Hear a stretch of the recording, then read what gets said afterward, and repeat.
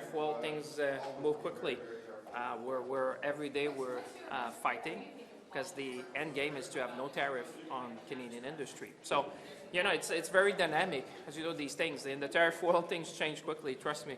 In the last G7, we had a communique. You saw the day after the threat of tariff we've seen just this morning between the U.S. and China.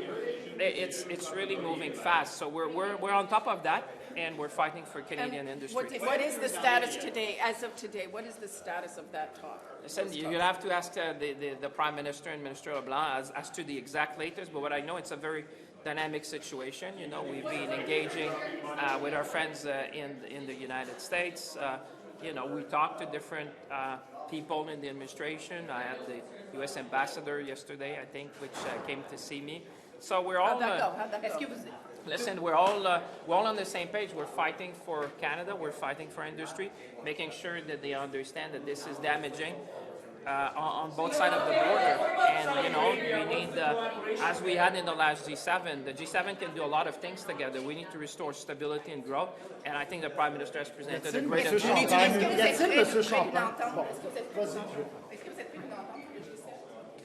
Une entente sur le G7?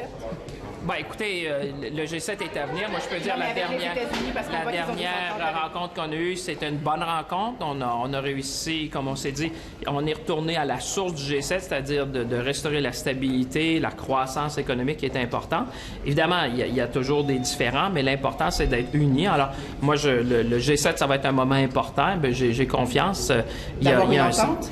Écoutez, ça, c'est à voir. On peut pas... vous savez, dans le domaine des tarifs, ça bouge rapidement. S'il y a une chose qu'on a appris, regardez aujourd'hui, vous avez vu les États-Unis avec la Chine à Londres. Les choses bougent très rapidement dans le monde des tarifs. Il faut toujours être prudent, mais en même temps continuer de garder le cap, c'est-à-dire qu'on se bat pour qu'il n'y ait plus de tarifs. Sur les véhicules électriques, repousser les seuils, est-ce que c'est la chose à faire dans le contexte? Je vous dis, écoutez, moi je ne peux pas parler pour Québec, mais une chose que je peux vous dire, la grande chose qu'on a fait avec le gouvernement du Québec, c'est de faire entrer le Québec dans l'industrie automobile. Et ça, pour moi, j'ai vu, je voyais les commentaires de M. Legault hier, c'est important parce que ça, c'est une avancée majeure pour le Québec de faire entrer le Québec dans l'industrie automobile. Et je pense qu'on doit continuer. Il l'a même mentionné hier, il y a des grands projets comme Vallée qui sont en train de se faire à Bécancour. Donc, moi, j'y crois. Vous savez, quand on change de technologie après 100 ans, vous avez des ajustements de marché, de technologie. Mais honnêtement, moi, je vous dirais que très content de voir que le Québec prend sa place dans l'industrie automobile au Canada. Les sénateurs devraient faire attention à leurs dépenses. Le dernier chef Faire davantage attention à leurs dépenses pour ce voyage de 118 000 ils ont fait rembourser ça par les contribuables. Est-ce que ça vous semble raisonnable? Les choix des sénateurs appartiennent aux sénateurs. Sur le dernier chef de remise, vous êtes ministre des institutions démocratiques. Est-ce que vous, quand vous voyez ça, vous dites « Oh, attention, on demande à tout le monde de faire un effort, peut-être eux aussi » Je crois comprendre qu'il y a une révision de ces dépenses-là. J'encourage le Sénat évidemment à toujours et soigneusement à surveiller. Sur le dernier chef de la taxe carbone, est-ce que vous êtes à l'aise avec le fait que vos commettants à Gatineau ont payé ces montants-là dans leur impôt sur le revenu, mais c'est donné en chèque aux autres provinces? Les commettants à Gatineau savent qu'ils ont été exclus de la tarification carbone. Mais tout le monde est exclu pour ce chèque-là. Pour les consommateurs. Est-ce que vous comprenez que c'est un cadeau qui est fait aux contribuables du reste du Canada et non pas à ceux du Québec? Parce que ça n'a rien à voir avec la taxe carbone. Est-ce que vous comprenez ça? Rien à voir, non. Ça n'a à voir que dans le nom, n'est-ce pas? Ça a tout à voir avec la taxe carbone. Oui, mais ça n'a pas été collecté. C'est 5. Est-ce que vous acceptez la demande du Bloc de scinder en deux le projet de loi? Non. Non, parce que c'est un projet de loi qui répond à la crise économique que l'on vit, aux conditions économiques et à la vision du gouvernement qui a été chaudement débattue en campagne électorale et pour lequel on trouve qu'on a un mandat pour procéder. Non. On peut faire passer le bill, une partie du bill d'ici la fin de la semaine. Je comprends, mais nous avons une proposition, un projet de loi. Le Bloc devra ultimement décider si dans les deux volets, il y a quelque chose là-dedans qui peut appuyer. Why don't you split that bill if you're almost guaranteed to get the first part of the internal trade barriers thing passed swiftly, and then on to the second? It clears the House, it clears the decks, doesn't it, for the next part of the bill? I think we've been very clear. We were clear in the election campaign. We were clear in the throne speech. We've been clear ever since that this is That you're in a hurry. that this is a bill that responds to economic conditions caused by the tariff war, among other things, and mobilizes premiers, mobilizes Canadians from coast to coast to coast behind projects of national significance. These projects have a certain urgency, as do interprovincial trade barriers that must fall. So this is a very comprehensive bill. We understand that it's going to be debated, but it's something that we solicited and secured a mandate for. Have you tried to get the other parties to get consensus to sit later? To sit later? Into the summer? No, I haven't. What about committee of the whole? In English on the Senate, do you think that's reasonable what they did? Decisions made by senators belong to senators, and senators have to respond for those decisions. But do you think that's reasonable what they did? Like when you look at it? I understand there's a review, and I encourage the Senate to always be very, very careful with taxpayers' dollars. What's your best? What do you think of colleagues who are concerned about Mr. Modi's invite and the message that sends to Canadians? Do you have some colleagues that are concerned?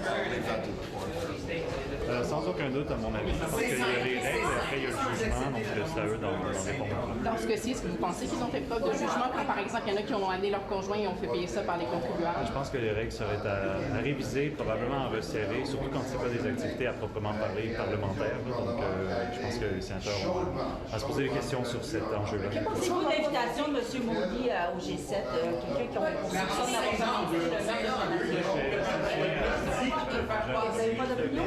Moi, je pense qu'il y a un intérêt à normaliser les relations avec l'Inde, mais je vais laisser soin à la ministre. Est-ce qu'on va profiter de l'investissement dans l'armée pour acheter de l'équipement adapté à la morphologie des femmes? Il y en a qui doivent faire des réductions dans leur pouvoir de Certainement, je pense que ces investissements-là vont avoir plusieurs impacts très positifs pour s'assurer que les forces armées canadiennes aient tous les équipements dont ils ont besoin. Puis je pense que c'est une très bonne nouvelle pour le Canada de voir qu'on atteigne nos objectifs de 2% d'ici la fin de l'année fiscale. What do you make of this visit from Mr. Modi? There's some concerns from your colleagues about how this is being felt by constituents. Yes, as I've mentioned, I'll let the Minister of Foreign Affairs discuss on this issue. But what do you make of that? What message does this send to Canadians who are concerned about the allegations former Prime Minister Justin Trudeau made about India? As I've mentioned, I'll let the Minister of Foreign Affairs comment on this. This is your file. Question de Joël Lightbound sur Québec qui considère repousser les seuils de vente de véhicules électriques dans le contexte actuel. Pensez-vous que c'est la chose à faire en ce moment? Pour nous, on a quand même des objectifs d'électrification et de transport. On a mis beaucoup d'argent dans les dernières années pour atteindre ces objectifs-là. Je suis très heureux de voir les progrès qui ont été faits au cours des dernières années. Par rapport à Québec, je vais leur laisser le soin de commenter. Merci.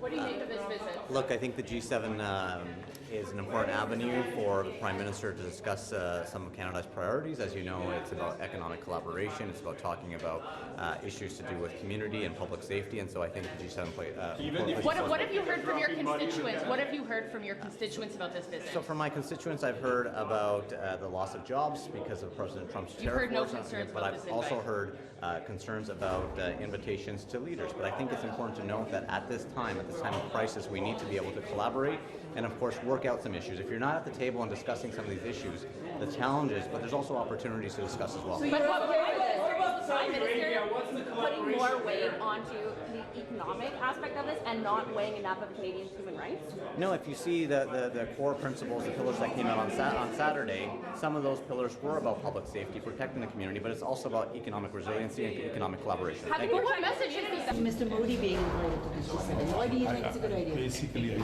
I didn't say it's a good idea. Why? Because if we look at the RCMP has clearly stated that there is a credible evidence that the Indian agents are involved in the assassination of a Canadian on Canadian soil.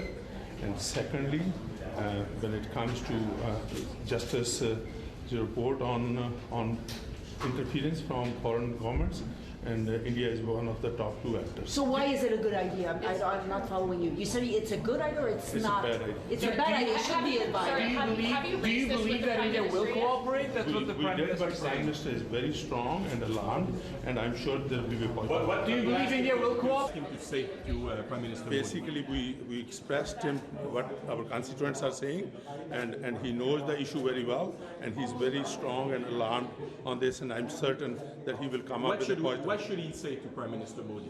Basically, we have to, the transnational crime has to stop, and Canadian rights and values and fundamental rights and when it comes to serving justice, they got to cooperate. So your meeting with the Prime Minister has happened? So your meeting with the Prime Minister has happened then? Or the meeting you mentioned previously has happened with the Prime Minister? It happened with the Prime Minister today. Okay, or that was today? Or the meeting was today? Yes. All right, perfect. It was today, or it's going to be today? It already had today. And what kind of message does it send out to your constituents, to Canadians overall, that Canada is going to welcome Modi to Alberta when we've had these issues going on for a year? No, but I'm saying that it's not a good idea, but now he's invited. We have to move forward, and we have to see our Prime Minister when it comes to, he is alarmed about the issue, and he will be very strong when it comes to dealing with those issues that are important to Canadians. Thank you very much.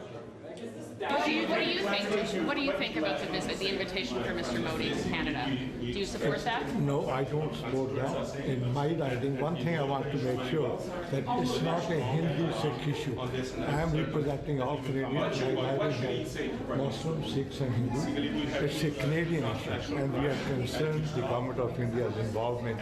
The evidence that has been presented by the RCMP, the government of India, and at the end of the day, he is the Prime Minister. He made that decision. We met him. Will you raise that subject with the Prime Minister today? We have. Oh, you have? When did you raise it? When did you raise it? This was raised some time ago. And what was his answer? But at the end of the day, he is the Prime Minister. He made that What decision. about Saudi Arabia? What about MBS? Same thing.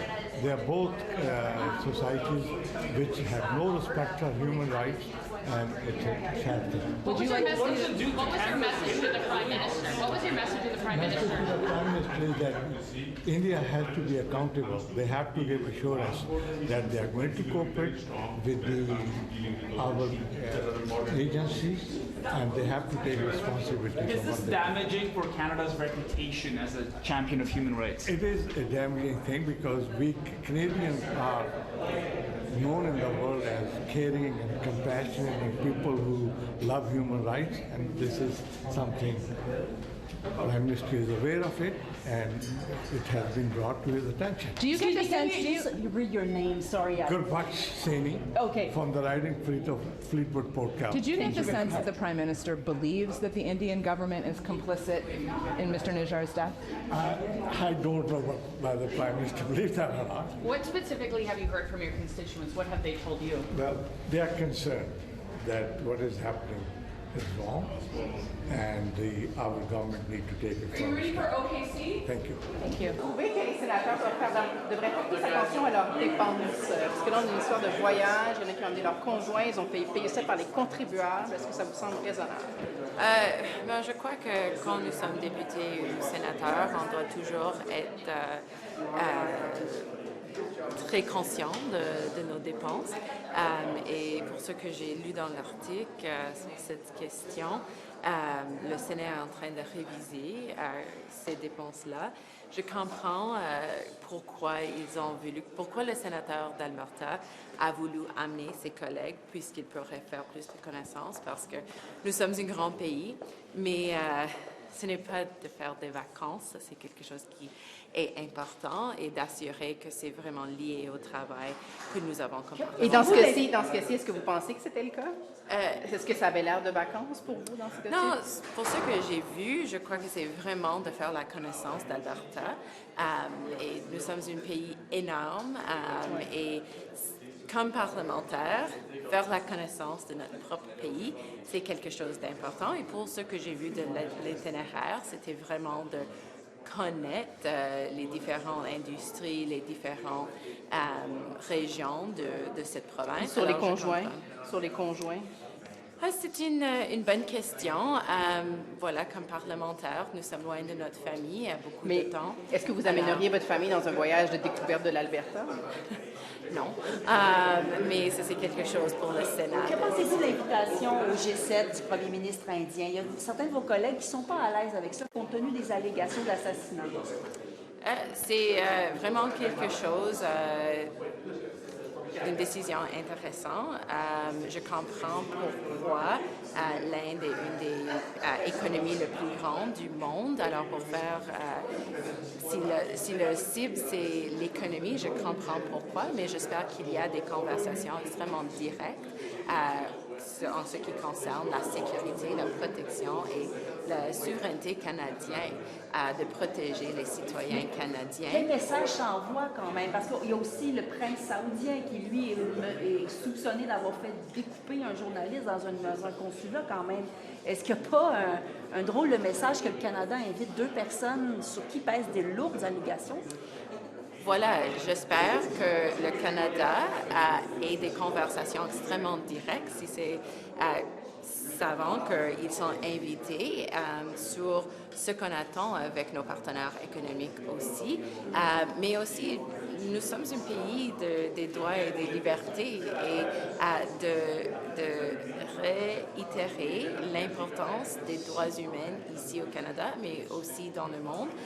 Une part du diplomatie, c'est d'avoir des conversations difficiles. Si on ferme la porte aux autres pays, on ne peut pas avoir ces conversations. Vous dites, on les invite, mais pour pouvoir repasser notre message. On devrait. C'est pas moi qui a fait l'invitation, mais à mon avis, l'invitation doit arriver aussi avec une forte message de qui nous sommes comme Canadiens et qui est important. Est-ce que ce serait honnête de dire que vous n'êtes pas super chaud dans l'invitation, mais compte tenu qu'elle a été faite, autant passer le message? Est-ce que c'est à peu près ça votre position? On devrait faire le message. On devrait donner le message. What you think of Modi and the Crown Prince being Yeah, look, I understand, when we're dealing with the economic times that we're in and in terms of diversifying our trade relationships, that, India is one of the largest economies in the world. And, these are important economic relationships to have. But that being said, as Canada, we also have certain values that are important to us. And when it comes to human rights, when it comes to standing up and protecting Canadian citizens on our soil, but also ensuring that that freedom exists around the world, that's a message that we should be passing along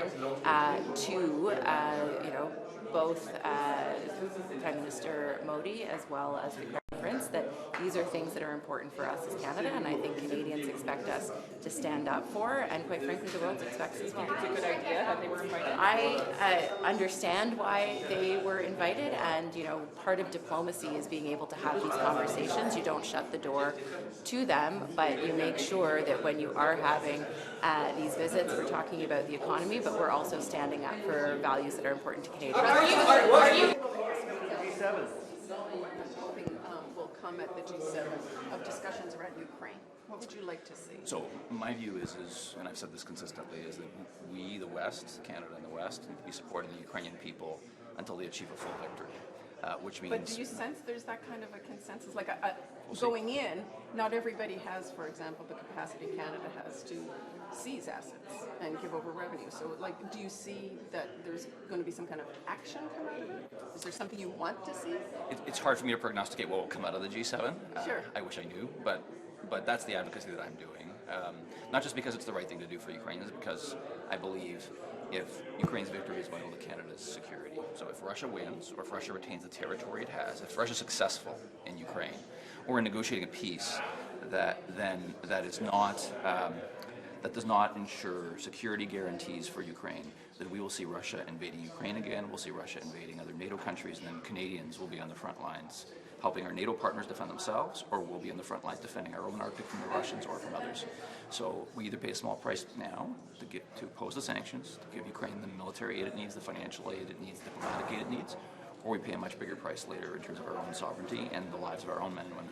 Given that there's so many world leaders and the G7 leaders are all there and the European leaders, what do you think success would look like on Ukraine coming out of that summit? I think for me, a consensus to support Ukraine with all of the aid, military, financial, diplomatic, and sanction packages that Ukraine is asking for to help it defend itself and hopefully achieve victory. But even to negotiate a peace, Putin doesn't want peace. He's shown that. And so the only way Putin's going to want to agree to a ceasefire and to a peace is if he feels that he's losing. Otherwise, he'll continue advancing. And we need to provide Ukraine with the support so it's in a stronger negotiating position to and achieve there's that so peace. many other people coming and so many other agendas, it seems, at play there, including, Mexico's coming, Saudi Arabia's coming, India's coming. Does that dilute the agenda? Does that take a focus off Ukraine? Or do you think that they have any role to play in some of these big topics? I actually think it could be an advantage. Why? Because I think the more players, a lot of those countries you name, each one has a unique position, but a lot of them, the more countries, especially leading countries in the world, are involved in discussions on Ukraine, the better. So I think, even for the sake of resolving this issue, I think it's to the advantage of Canada and to our allies and to the Ukrainians.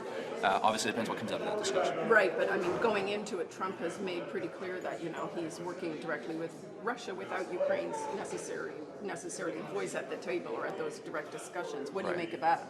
Well, I think some of the positions that Donald Trump has taken are not only compromising Ukraine's position, but I think they're compromising Canada's national security. And I think that's precisely why we need to continue to support the Ukrainians with the aid that they need. Specifically what in terms of Canada's national security? I'm not sure I follow what you mean there. Yeah, I think my view is that if Russia succeeds in Ukraine, that compromises Canada's national security because Russia won't stop at Ukraine.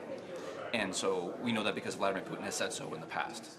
And so that means that he could invade a NATO ally. We've heard the NATO Secretary General and European leaders talking about the need to prepare for a ground war with Russia within the next 5 years. So if Russia succeeds in Ukraine, that makes that more likely and more likely to happen faster. If that happens, we as a NATO partner are going to be required to support our NATO allies. We share thousands of kilometers of border with the Russians in the Arctic, and we need to be conscious of that fact. If we're going to protect our own sovereignty and we allow the Russians to succeed in Ukraine, we know that Putin has imperialist ambitions elsewhere. In the past, Putin has claimed parts of the Canadian Arctic as Russian territory. So we need to be prepared for the fact that we need to protect our own sovereignty and the sovereignty of our NATO allies. And so success in Ukraine for Russia is bad for Canada. So getting to 2% in our defense spending, I take it you approve of that, but what about this notion that NATO allies may agree on a 5% target? Is that something that you think Canada actually should support? I think what we need to do in terms of setting our target is we shouldn't be sending, I think the numbers should be set based on what we need to invest to protect our own security. And I think there has to be a rigorous assessment of what that number is. The Prime Minister has said that he believes that at the current point in time that 2%, meeting that 2% is what we need, and I have full confidence in his judgment on that. And we'll see what discussions come out of the NATO on that. But I do think we need to be prepared for further national security risks from Russia and from others.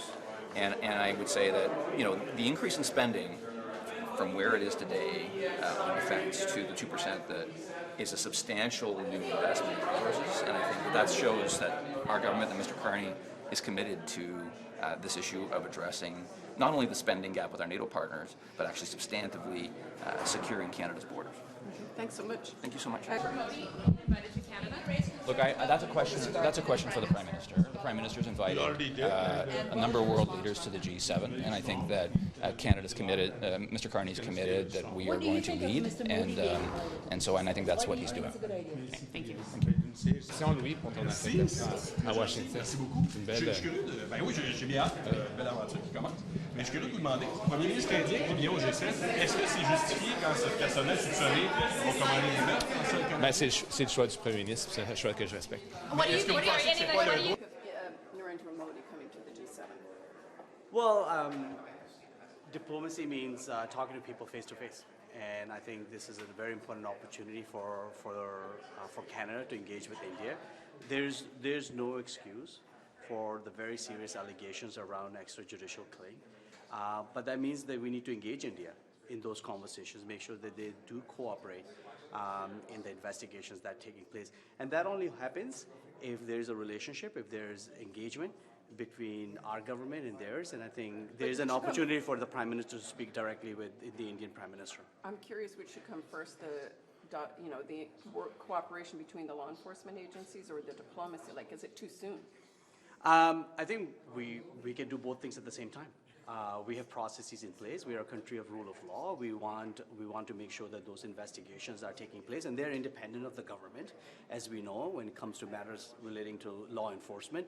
But it is also really important in this moment in time where there's so much is changing around the world that we do engage with a large economy like India's, and there is a relationship where direct conversations can be had between our new Prime Minister and that with the Indian Prime Minister. And Salman coming, does that raise any concerns for you?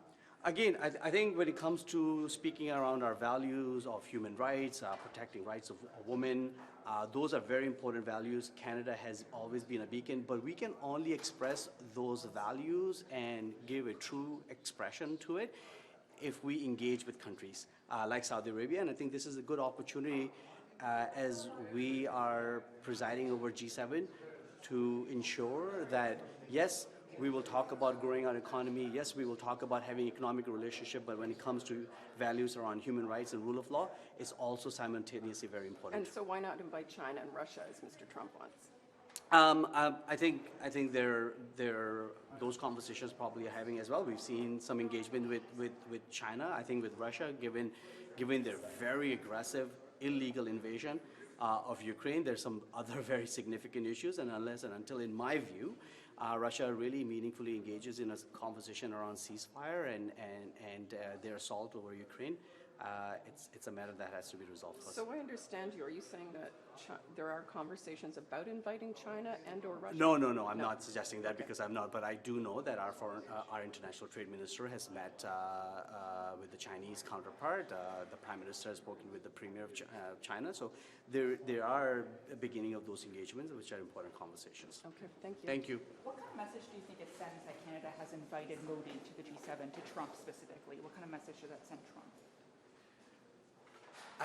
It's difficult for me to answer as to what kind of message it sends. As I said earlier to Tonda, I think what's really important is the fact that we are have an opportunity to engage with India, both on the allegations around the extrajudicial killings, and those allegations are important in making sure that those independent investigations from our law enforcement agencies are moving forward, but also engaging India, which is a very large economy, and we need to make sure that as we are looking at ways to diversify our economy, lessen our reliance on the United States, there are opportunities for Canadian businesses from around the world, and India is a big part of that conversation. Are you trying to strike a deal with India?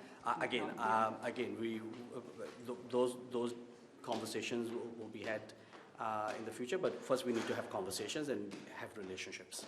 No, does Thank it say you. anything to you, though, that only comments about law enforcement are coming from the Canadian side? You haven't seen India say anything about policing. That the Prime Minister has said these discussions happen, but India just hasn't. I think we should wait for those meetings to be had. I think we'll get better clarity, and that's what I'm looking for to it as a member of Parliament. Thank you. Thank you. When it comes to Canada's priorities. I think Canada has many priorities. Obviously, security. No, I think security is the top of the list. And that security could be economic security, could be actual physical, military, and defense security, food security, income security for Canadians.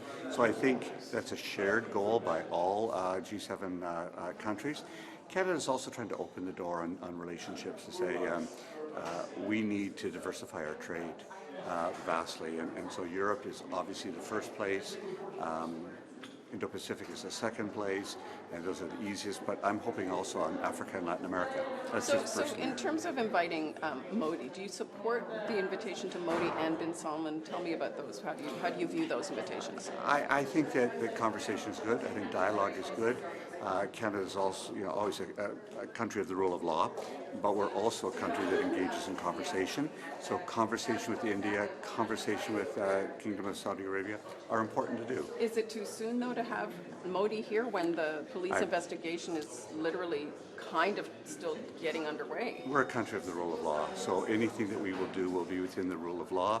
I think the Prime Minister has the best interests of Canadians at heart, and so that's what this G7 is about. Is it aimed at, in any way, sending a message to Trump at all in terms of India or bin Salman? Is it a way to appease him? What is it? I don't understand. I think the message is to the world, and the world is that Canada is a vibrant trading partner for the whole world.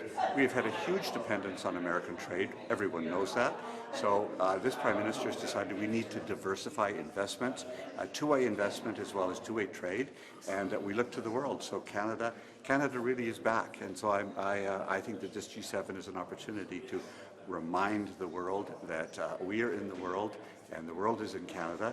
We're a multi-cultural country. We have bridges to every part of the world. We're the best place for people to do business. To people who say that sends the wrong message, though, what do you say? No, I think the right message is that Canadians' economic security, our sovereignty, our independence are absolutely critical. The way you do that is to make sure we can feed ourselves, we can employ ourselves, and we can engage with the world, and we're going to be a leader in that. Citation du Premier ministre indien. Vous avez des collègues qui ne sont pas d'accord avec ça.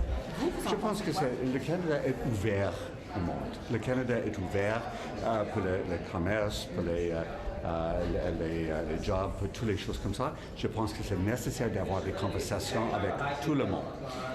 Tout le monde, literally, tout le monde. Et je pense qu'il y a une dépendance, il y avait une dépendance avec les États-Unis pendant un siècle, mais maintenant c'est nécessaire d'avoir toutes les opportunités pour tous les gens d'avoir le commerce et l'industrie. Mais même avec un premier ministre qui a peut-être commandité l'assassinat d'un Canadien, même avec un prince qui a peut-être commandité l'assassinat d'un journaliste. Toujours.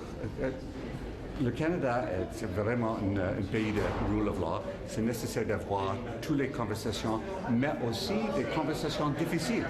C'est nécessaire d'avoir une ouverture de tout le monde, mais toujours avec les conversations des droits humains, toutes les choses comme ça. Is there expectation then that the Prime Minister ought to be raising these issues with these leaders when they're here about the rule of law in their country? I trust our Prime Minister completely to have the best conversations possible.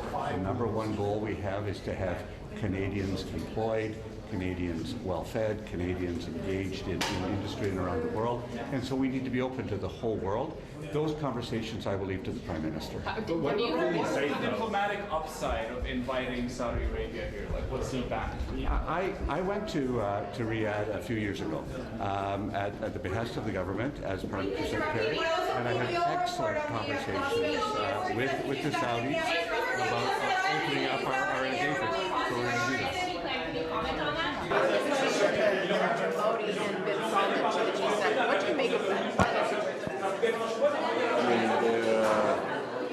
My understanding is it's better to engage than not engage, while still holding folks accountable.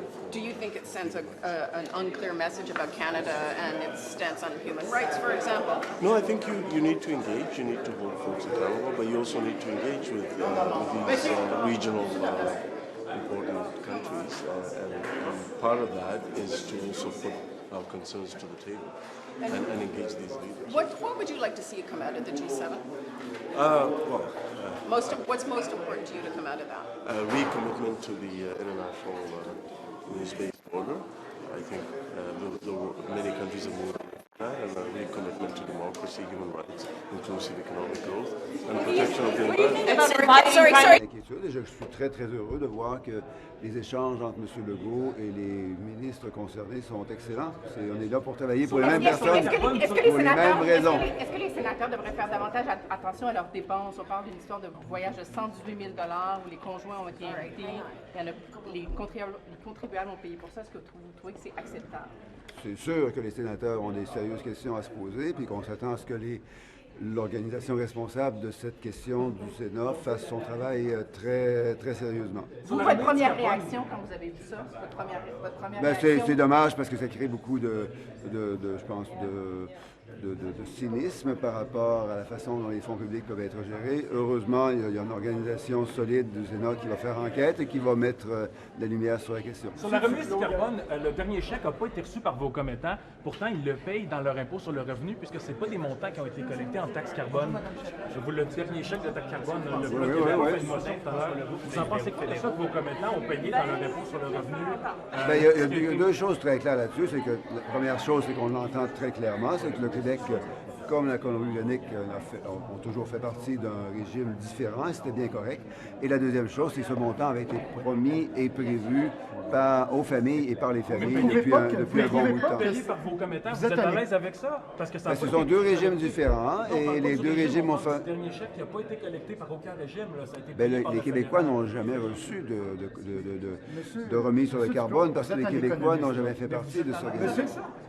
Ce sont deux régimes différents qui ont fonctionné à deux vitesses différentes. Ma question, c'est le dernier chèque, pas sur les régimes. Le dernier chèque, vous êtes à l'aise qu'il a été remis aux autres provinces, même si on n'a pas collecté cet argent-là en taxe carbone nulle part? Moi, je suis à l'aise avec le fait que deux provinces, et le Québec en particulier, ont choisi de faire partie d'un régime différent. Et au Québec, d'ailleurs, je suis content que le régime de bourse sur le carbone continue à aller de l'avant et que ces deux régimes vont évoluer différemment au cours des prochaines années. M. Duclos, vous savez très bien ce dont je parle. Non, mais je comprends très bien et je suis très à l'aise avec le fait aussi que ces deux régimes ayant fonctionné différemment, les citoyens des autres provinces se sont fait promettre et ont budgété une dernière remise sur le carbone qu'ils ont reçue il y a quelques semaines. Les Québécois devraient-ils recevoir un cadeau de 814 millions pour autre chose? Je pense que vous avez compris un peu mon point de vue. Merci.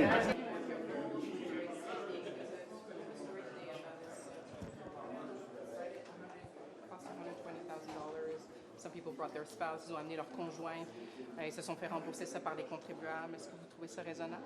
Ça, c'était des sénateurs, n'est-ce pas? Oui. Ça, c'est pour eux de répondre. Non, mais comme élu, est-ce que vous trouvez ça raisonnable? Il faut être toujours prudent avec l'argent des contribuables. Ça, c'est le principe en général qu'on doit respecter. Vous, est-ce que vous amèneriez, si jamais il y avait un voyage de familiarisation à l'Alberta, est-ce que vous amèneriez votre conjoint et vous feriez payer ça par les contribuables? Je crois que les règles permettent des dépenses d'être payées, mais il faut utiliser le bon jugement dans ces circonstances. Merci. Est-ce que je peux vous demander ce que vous pensez? Il y a un voyage de 118 000 avec leur conjoint. Ils ont un projet, Sur la remise carbone, juste un instant. Ils ont un bureau qui font revue et tout ça. Moi, je pense que c'est pas si pire que ce qu'ils ont fait pour mieux apprécier la liberté, de mieux apprécier ce qui se passe au Canada. Toutes les régions sont différentes. Oui, avec les conjoints, ça c'est questionnable, mais le fond de l'idée...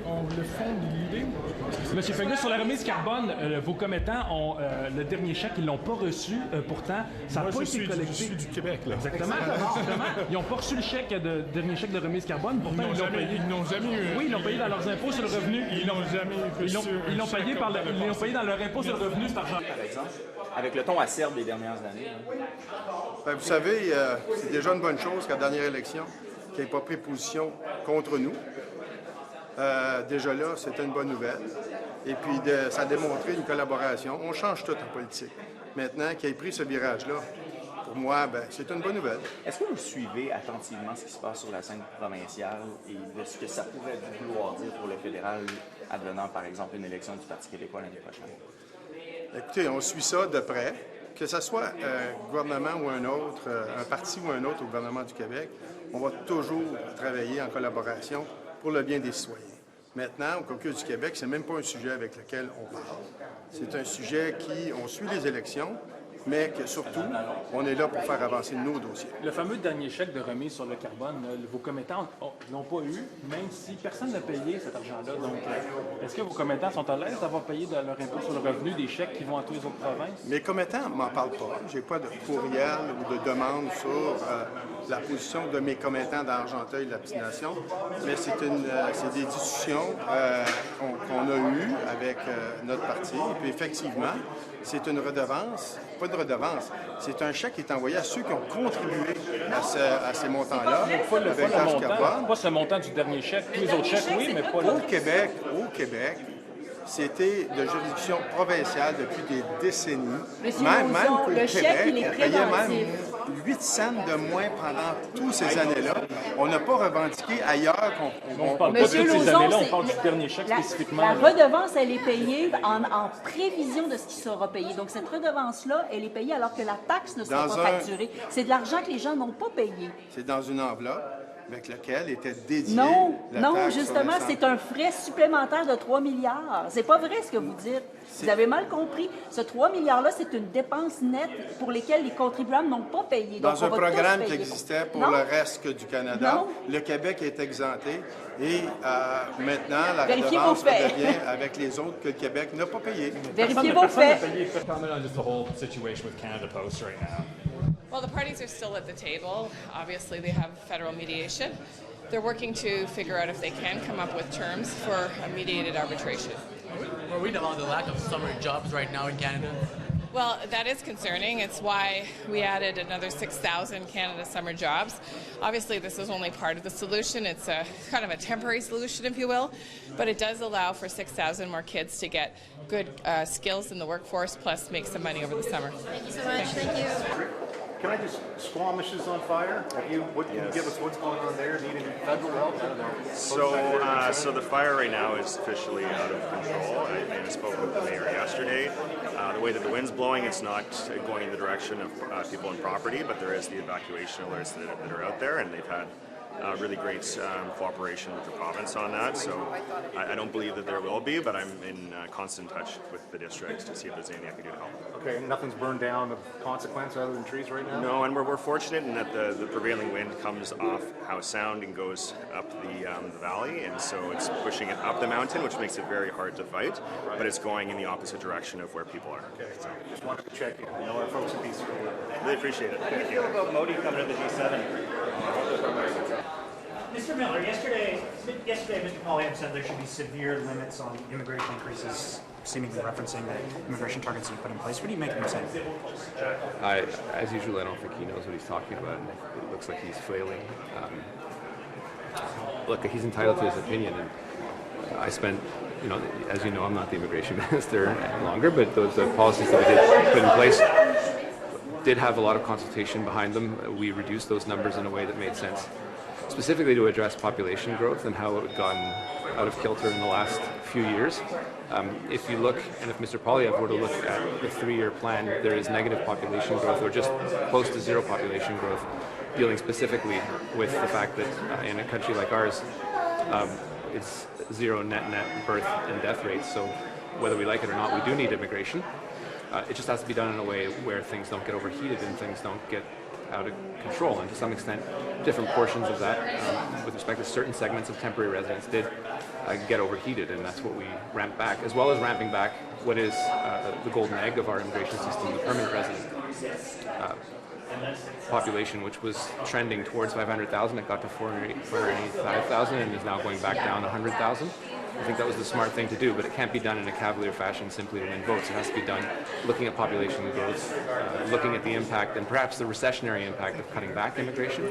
Immigration has been responsible, despite criticisms on GDP per capita, for the large growth of our gross domestic product over the last few years. That's an important thing. It's made our workforce younger, which is what every country in the OECD tries to do, and Canada's been very good at doing that. But it's come with certain challenges, including impacts on affordability, that can't solely be ascribed to immigration.